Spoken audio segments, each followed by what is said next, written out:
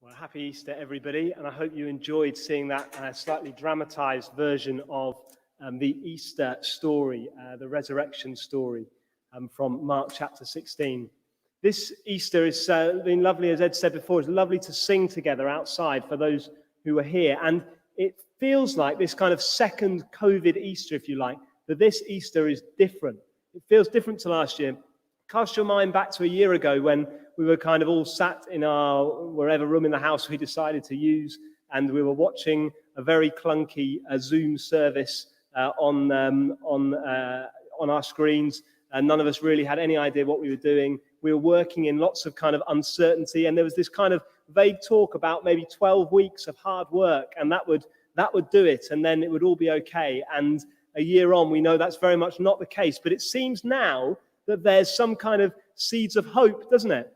Standing outside in the sunshine, singing and enjoying all the kind of signs of spring around us, birds tweeting, flowers starting to bloom. It feels like there's a kind of hope. And hope is right at the heart of the Easter story. Hope is what it's all about. And as things start to kind of open up, restrictions start to ease, and we kind of look forward and hope of what might be to come. For some of us, that will feel like a very, very strange thing after a year which has been so different to anything we've ever experienced.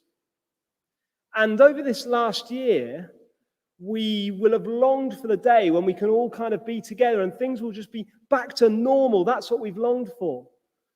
But yet over the last 12 months, how have we changed? In fact, it felt slightly odd for those of us who are here at the meeting house to stand outside and look around and see people we'd not really interacted with face to face for so long.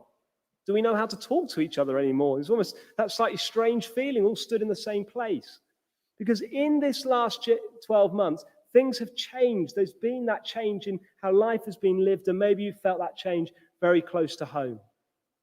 Because on the one hand, we have these kind of signs of hope, but yet we've been through this season, this whole year where life's been different. And for the first time, maybe in some of our life, first time in my lifetime, there's been day after day of news of a daily death toll coming up, day after day on the news. It's different. Life has changed. We've maybe been changed as people. And for some of us, it might seem very strange to kind of think things will just kind of go back and here we go, big celebration, because inside things have been different. Someone sent me this article written by a Guardian writer this week who's an atheist, and he said this. He said, when my partner and I filled in our census form, obviously we've done recently, we got to the section about faith, both ticked the no religion box and seemed to think nothing of it. But for an hour or two afterwards, I felt a pang of envy that has occasionally surfaced in the past, this time to do with a year of lockdown, the sudden fear of serious illness, of death, and the sense of it all being totally random and senseless. Was this, I wondered, how religious believers were feeling? Or were they able to give their recent experiences at least a semblance of coherence and meaning? Like millions of other faithless people, I have not even the flimsiest of narratives to project onto what has happened, nor any real vocabulary with which to talk about the profundities of life and death. It's quite strong words, isn't it? That kind of pang that he felt deep within him. This kind of hope of things kind of going back to normal. On one hand, it just feels totally absurd alongside all that's happened. How do you even talk about that? How do you process that as you see death up against hope? This morning I was walking in Arnos Vale Cemetery over the south side of Bristol, and I came across this scene, which I think maybe feels a little bit like what we feel like. These kind of spring flowers coming up from an old gravestone in the background, these signs of hope of spring, yet right up against signs of the plague that marks our world, death. And those two things right up together. Maybe you felt that acutely this year. Maybe in the last 12 months, death has come closer than it's ever come before to somebody close to you. And it's so brutal. Life can be flourishing like those flowers, full of color and full of goodness. And yet, the end of the story comes. How do we hold together both of these things? We're kind of told to go and make the most of life, to enjoy it and enjoy all the good things, and yet that seems so silly, so flimsy in those moments. I wonder if you felt that at all over the last 12 months.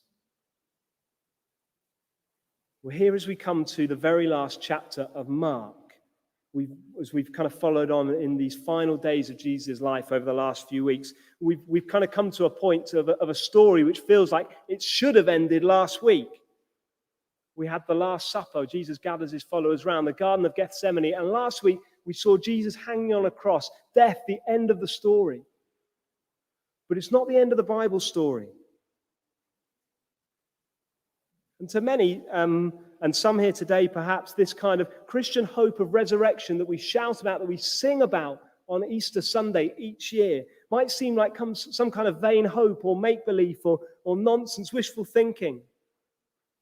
But as we dive into Mark's account of this story, and Mark, he's punchy, we've seen that already. He doesn't waste any details, he goes straight for it. I hope you'll see that there's something surprising here. There's something beautiful, there's something wonderful here. And we see it in some ways in the very central characters of this story, right at the heart of how Mark writes down the account of the resurrection. He puts three women right at the center of it. When the Sabbath was over, Mary Magdalene, Mary the mother of James, and Salome bought spices so they might go to anoint Jesus' body. These three women right at the heart of it.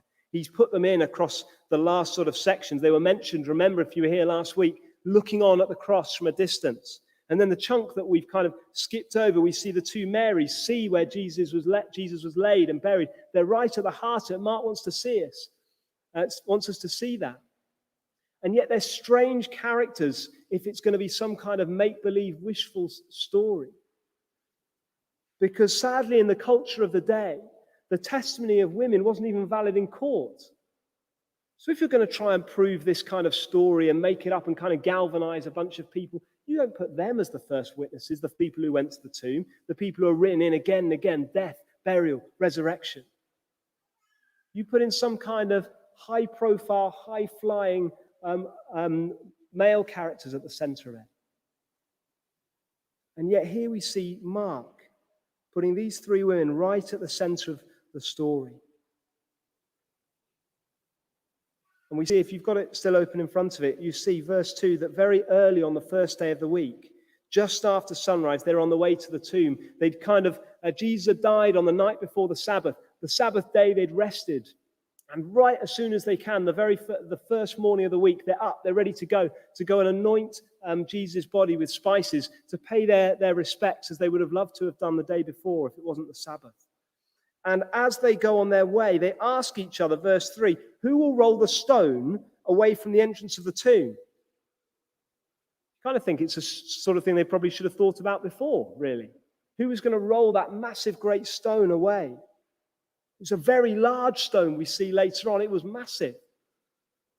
And as they go to the tomb, this question comes across their minds. And I suppose if you've experienced grief, you wouldn't be surprised they hadn't thought ahead to this particular detail. Their minds so consumed with sorrow at all they'd been through over the last few days. And as they get towards the tomb, they ask this question. And maybe there's an implication there that there should be others with them. There should be others to help them to move that stone. The disciples, Jesus' closest followers, maybe they should have been the willing helpers there. But they've been pretty conspicuous by their absence since the moment Jesus was arrested. We've not seen much of them. And on they go to the tomb. There's no expectation here, as Mark writes, that this stone was going to be rolled away, that Jesus was going to be resurrected. They ask a very ordinary question. They're not people going expecting to see a body gone, a risen Jesus. That very stone would have been there to stop people getting at the body, to take it away. Grave robbers, whoever it might be, tricksters. The expectation is that it's there. On they go. And then the great shock comes in verse 4, doesn't it? The great shock. But when they looked up, they saw that the stone, which was very large, no, massive stone, not easy to move. You can't just come and shove it away out of the kind of crevice it would have been placed in. The stone, which was very large, had been rolled away. Try and put yourself in the shoes of the women for a moment and think what you'd have done in that scenario. Feels to me like one of those kind of sort of police dramas or crime TV shows you see, and people come across a house that they're going to investigate. They're coming back to their own house, and the door is wide open, and there's that moment, the sinister music comes on. What are they going to do? Who knows what they're going to find? What they're going to expect beyond that open door? Who's in there? Are they gone? What's happened? And yet they maybe tentatively walk inside the tomb.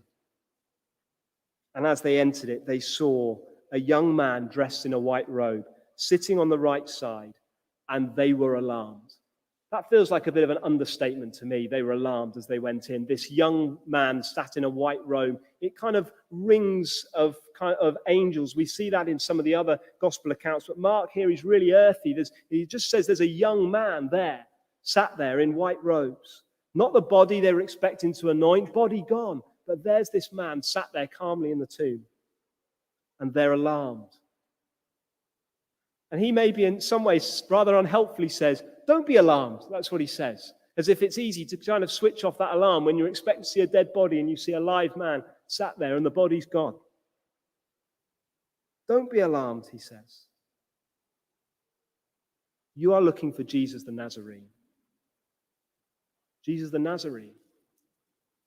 How else could he have spoken of him? You're looking for the Lord, the Son of God, the all-powerful one, the great teacher, Jesus the Nazarene. The one who's a human being who was from Nazareth. That earthiness again, saying this is a real body. It was a real human body. Jesus the Nazarene, who was crucified. He was crucified. See, Mark, again, the details and details. Not a word wasted. Wants us to see this really happened. Jesus, a man in body from Nazareth, was crucified. He has risen. He has risen. He is not here. And he makes the point again, the young man saying, look, he's been crucified, but he's risen. Look, he's not here. Look, see for yourself. See that this is the case. See the place where they laid him. He says it again. He's gone.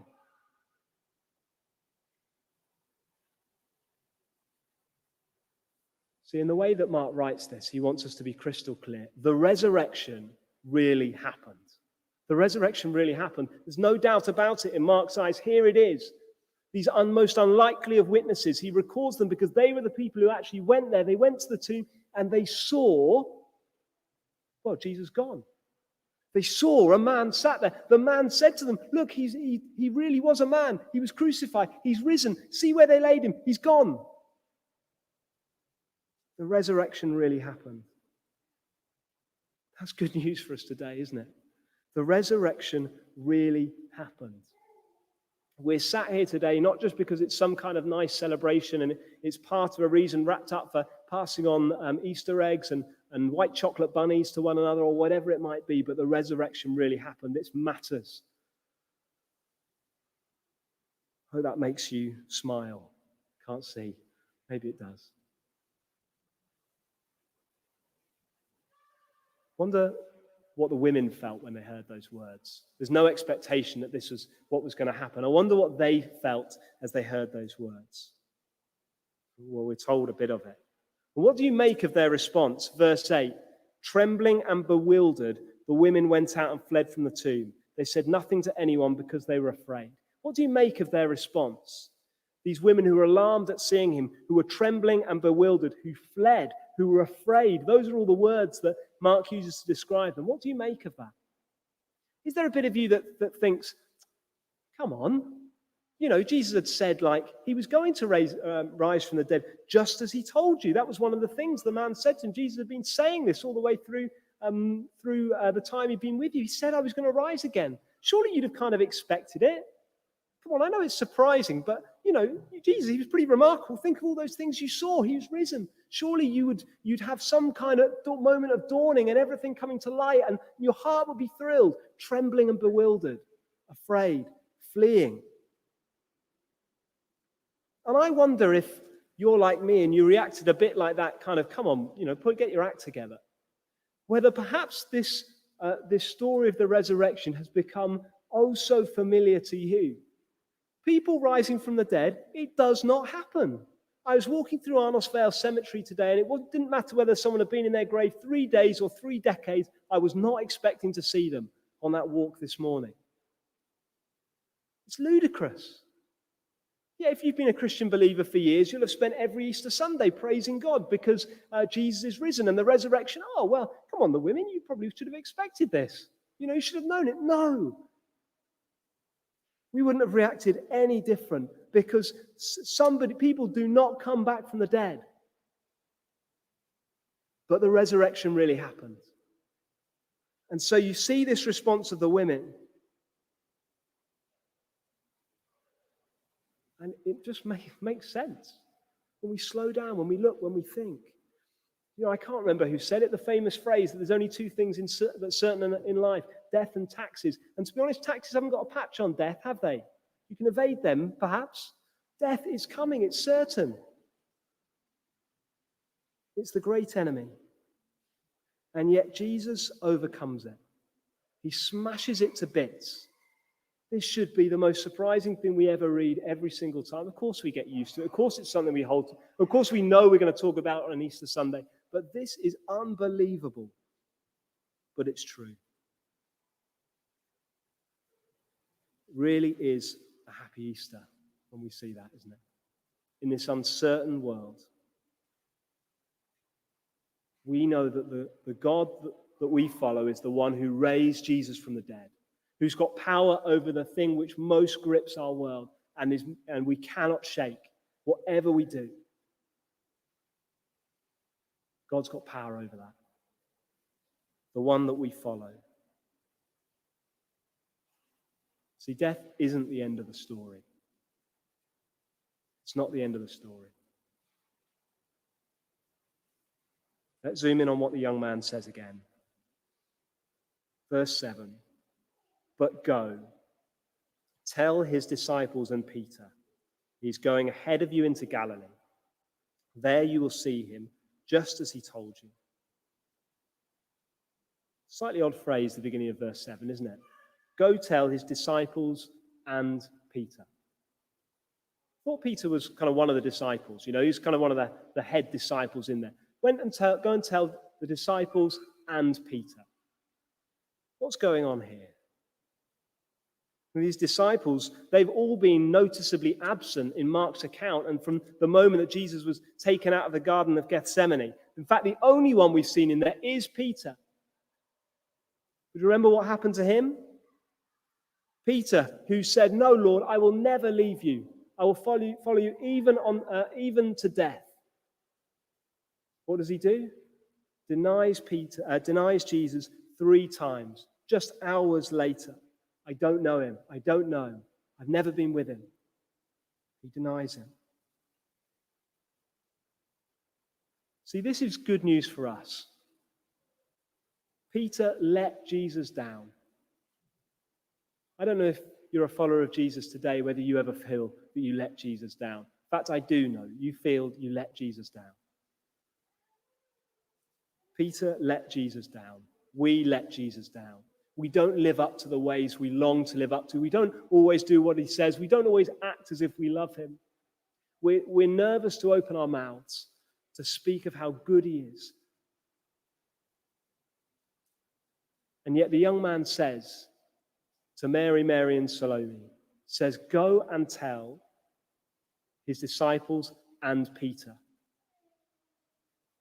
Go and tell them in all their weakness, in all their walking away from the Lord, in all they've done against him. Go and tell them he's back. He's beaten death.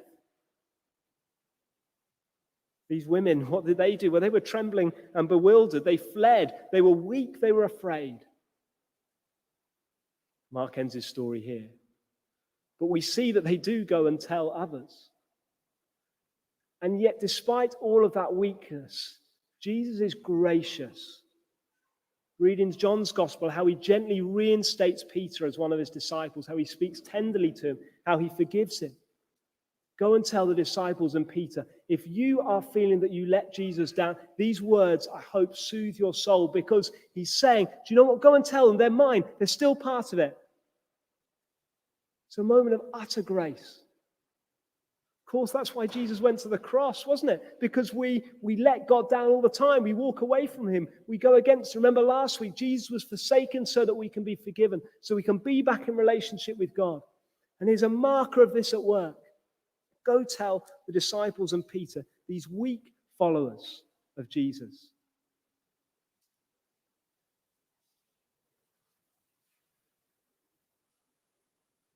It's good news. It's good news, isn't it? We see how it works at the cross, and we see it confirmed at the resurrection as Jesus beats death, as he shows that there is nothing in this world that can separate you from the love of God. He brings them back. This is good news. So he says to them, go tell his disciples and Peter, he's going ahead of you into Galilee. There you will see him just as he told you. The call is to follow the one who's gone before you. He's gone ahead of you into Galilee. Go and follow him. Go find him. Follow his ways. We've seen how Jesus is this kind of trailblazer for us already in this little series in Mark's Gospel, haven't we? Because in that week, we looked at the Garden of Gethsemane and we saw that Jesus had the kitchen floor moments, the moments of utter crisis, the moments of total overwhelming suffering. As he lies on the floor in the Garden of Gethsemane, he too has suffered as we suffer, but worse. He knows it. He's gone before us. As we see that, we should be encouraged to follow the one who's gone before us, to follow Jesus who's gone before us. And here he says, come, follow, the young man says, he's gone ahead of you, follow him. There's echoes of that there. We should go and follow Jesus wherever he goes. He goes ahead of us in this life. And he went ahead of us in death. Because there is a destination we're all going to, death and taxes, death far more certain. We're on the way there. That's the direction. But Jesus has gone there before us. Follow the one who's gone ahead of you. Jesus has gone through death. He's beaten it and he's made a way. So now there is life for anyone who follows him. Felt that painful sting of death this year. You felt those kind of things of the hope now, but the painful memories of this year coming together. We see how Jesus means that we can follow him whatever the moments are, however anxious we feel, however much we fear life, however much it's painful, however much we feel loss. Jesus has gone ahead of us. We can follow him. So that walk this morning through Arnos Vale Cemetery came across this gravestone which had these words on them. This lady here, her name, then the daughter of the above, who fell asleep in Jesus, September the 5th, 1938. And underneath it said these words, fell asleep in Jesus. Underneath it said these words from an old translation of Colossians chapter 3. For ye are dead, and your life is hid with Christ in God. When Christ, who is our life, shall appear, then shall ye also appear with him in glory. For ye are dead, and your life is hid with Christ in God. When Christ, who is our life, shall appear, then shall ye also appear with him in glory. Your life is hidden with Christ if you're following him. You're wrapped up in him. You're united with him. You're kind of one with him. And when he will appear on that very last day of all of time, we will appear with him because he went before us through death. So we can follow the one who's gone before us. We can have confidence in him. We can have joy.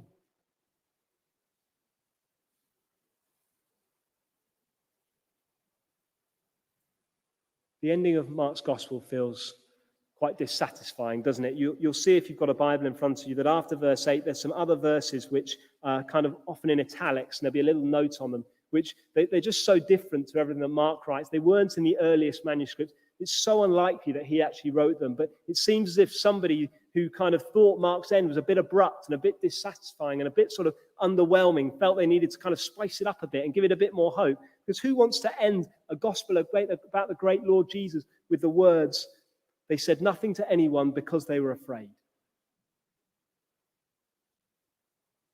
And yet here, as we read Mark's gospel, we see that this isn't the end of the story.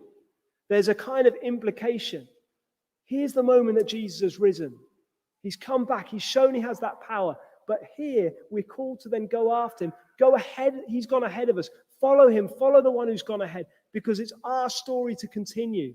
We see the apostles pick up the message of Jesus in the book of Acts, and they go and they tell and they tell and they tell. And now we're sat here today, and that gospel is still being passed on, that good news of Jesus risen. We celebrated at Easter because the resurrection really happened, and because we're called to keep following him who's gone ahead of us. This is our story to finish. I don't know if you've ever watched the film The Italian Job. And it feels like the most dissatisfying end in the world. Oh, it did my head in the first time I watched that. Probably never watched it since. The great heist, and they've got the gold at the end of the bus, and suddenly it's a literal cliffhanger. The bus goes on, it's teetering on the edge of the cliff, the gold's sliding about, and what's going to happen? And then the film ends, and I was raging. And the thing with The Italian Job is they've now come back and kind of finished it off and made it. But there's a story to be told. There's a story to be finished. Here's the end of the story. Mark 16, verse 8. They said nothing to anyone, because they were afraid. Out they go. Away, they flee away. But there's work to be done. There's one who we can follow, who's gone before us and will go before us even unto death. And so we can live this life with joy, without fear. We can take those things to him, and we can be sure that if you're trusting him, he's got us. And if you're struggling to make sense of the last year, look to him. Look to the pattern of his life and of his death. Maybe you're not trusting him today. You just want to listen in or be with us today because Easter Sunday is one of those days in the year where maybe you like to go to church, or somebody's kind of persuaded you along. See Jesus today and follow him. Maybe speak to somebody you know who's a Christian if you want to find out more about that. How will you react to the risen Lord Jesus today? Let me pray.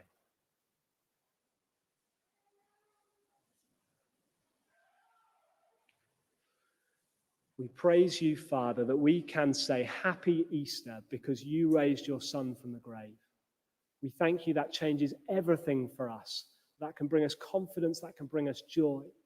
And thank you that we, weak people who so struggle to live in your ways, because of his death and his resurrection, are wrapped up in this story. And one day we will be with him and with you in glory. And we praise you, Father, from the bottom of our hearts. You're so good to us, so gracious. We love you. Amen.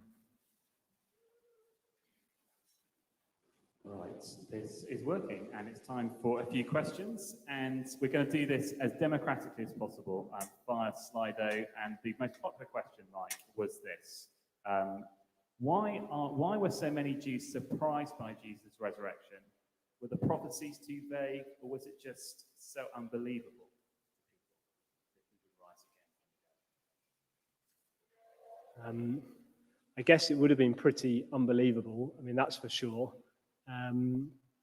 Seems that the kind of sentiment of the Jewish people was that the Messiah they were expecting was one who would come and be a kind of triumphant ruler and squash the authorities, the Roman authorities that were kind of subjecting them to their rule. So it seems like their perception of the Messiah was so different to what we see in Jesus, a suffering king who took on the burden of their sin and our sin, and then came and was resurrected. So it seems like the whole kind of concept of what the Messiah would do is different. We see Jesus explicitly in Mark's gospel anyway say 3 times to his followers that he was going to die and rise again. And the idea seems almost offensive to Peter, particularly in chapter 8. He rebukes Jesus for saying that, and Jesus then rebukes him back pretty harshly as well. But like the concept of it seemed quite strange to them. But I think it should be strange to us as well. And so we see that. And again, we probably see the same issues, some of the heart attitudes that we face and us ourselves before we're trusting in Christ. We probably didn't want to be told that we needed a Savior. But when you know that you need a Savior who died and then was resurrected, and that's all part of the gospel story, then it's the most beautiful thing. But actually, we can be quite hard-hearted to that because we want to be able to do things on our own way. So I think, yes, it was pretty unbelievable in that sense, and also against the concepts that they were kind of expecting. And also, maybe it's a heart thing as well. Although we do see scores of people obviously come to trust in him as disciples go and preach the resurrection through our Acts, sometimes thousands at a time coming to faith. So we see very much that mixed response, which we're told to expect. Great, thank you. A number of people ask variations on this question. When reading Mark ourselves, should we read verses 9 to 20 of chapter 16 or just ignore it? What attitude should we have to what it says? I think we should read it rather than kind of sort of shielding our eyes from it. I think what we see is probably some helpful things. There's lots of true things in here. And you can tell that it obviously was in circulation relatively early on because it's been kind of included here, but with this very clear note that it's of a different nature and not to kind of be taken in the same way that the rest of Scripture is. So I think it's useful for us to see. I don't think we should see it as carrying the same authority as the rest of the Gospel of Mark. We should see the very distinctive way that Mark finishes verse 8 and see why and think about why he did that, as we've tried to do this afternoon. So I think, yes, read it, but I think even reading it will show you how different it is from the rest of the Gospel. And actually what you'll see is it seems to be, there's not really anything particularly new in there. It's all sort of taken from the other Gospel accounts of the resurrection. So we can read it, but we shouldn't necessarily hold it the same authority. And we should make us think why Mark ended in the way he did, rather than kind of just sort of ignoring that because there's this extra bit tagged on. It is also reassurance, isn't it, to us as Christians reading our Bibles, how carefully we know how far back some of the original documents go and how much we can trust them. And then when, in this case, where there is a bit of doubt, it's signaled for us. Final question. I believe Jesus died for me and my sins intellectually, but don't often feel the joy. What can I do to feel more joyous about this good news? And that's a great question, isn't it? And we all have maybe moments of that, and some maybe it's much more sustained than others. A few things I think I'd say. One is what we're trying to do this afternoon in spending time looking and dwelling again on what Jesus has done. We maybe want to ask him to help us to get the depth of that and ask him to help us see that, feel that joy. One of the other things I think is actually the more we live out the gospel that we've been told, the implications of it, the more joy we feel. I certainly find that the times I feel the most joy in knowing Jesus is actually when I tell others about him. That's when my heart sort of fills, and there's a joy from that. Some of the best times when I felt most alive in my faith are when I've just had a really good conversation with a friend who's not a Christian, and they seem to start to get more about it. And then it makes me go, yes, this is good, this is true. I see what's going on here, and I know how much it means to me and how much I long for them to know. Maybe this last year has actually been harder to do that in. We've had less interaction with other people, and maybe that has something that may have dampened our joy. So I'd say as we live out his commands, both in speaking of him, but also in living the kind of radical life that he calls us to, that will probably be another way of connecting joyfully, as well as, of course, going to him and speaking to him and dwelling on and meditating on the things that he's done for us. And you're going to be helping us think through the joy of sharing Jesus next week.